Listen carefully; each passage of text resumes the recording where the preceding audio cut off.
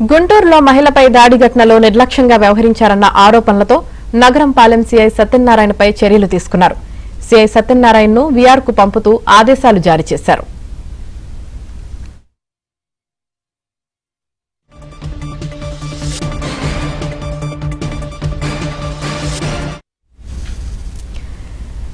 CI సత్యనారాయణను వీఆర్కు పంపుతూ ఆదేశాలు జారీ చేశారు. ఇక దీనికి సంబంధించి పూర్తి సమాచారం మా ప్రతినిధి సాంబశివరావు అందిస్తారు. సాంబశివరావు,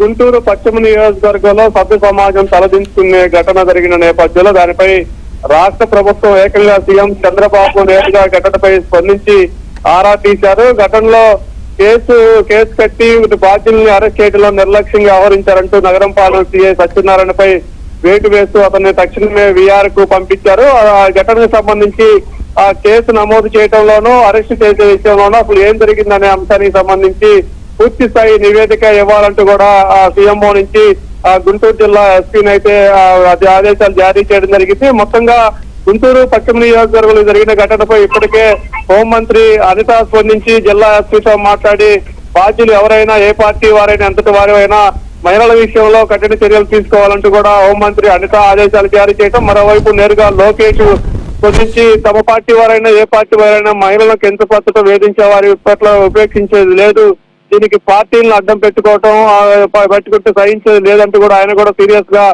వార్నింగ్ ఇస్తూ కూడా ప్రకటన విడుదల చేశారు. ఇక సీఎం ఆదేశాల మేరకు ఇప్పటికే నగరం పాలన సీఐ సత్యనారాయణ వీఆర్ కు పంపించిన నేపథ్యంలో జరిగిన మొత్తం ఘటనపై అసలు ఆ రోజు ఎందుకు గొడవ జరిగిన నేపథ్యంలో అక్కడ ఉన్న టీడీపీ నేత పాత్ర ఏంది, ఇజ్రాల ప్రమేయం ఎందుకు జరిగింది, తర్వాత ఎమ్మెల్యే దగ్గరికి వెళ్ళిన తర్వాత ఎమ్మెల్యే ప్రమేయం ఏమిటి, ఎమ్మెల్యే ఎలాంటి ఆదేశాలు ఇచ్చారు, ఎమ్మెల్యే ఆదేశాలు ఇచ్చిన తర్వాత ఆ కేసు కట్టడంలోనూ అరెస్ట్ చేసే విషయంలో ఎందుకు ఆలస్యం జరిగిందని మొత్తం వ్యవహారంపై కూడా ఒక సమగ్ర నివేదిక కావాలంటూ కూడా సీఎంఓ అధికారులు అడిగినట్టుగా తెలుస్తుంది. మొత్తంగా ఇప్పటికీ సిఐ సత్యనారాయణ వీఆర్ వేటుతో ఈ ఘటనపై కూడా ప్రభుత్వం సీరియస్ గా ఉందని ఒక సంకేతాలు అయితే పబ్లిక్ లోకి వెళ్ళినట్లు అవుతుంది. ఆమెని సాంబశివరావు.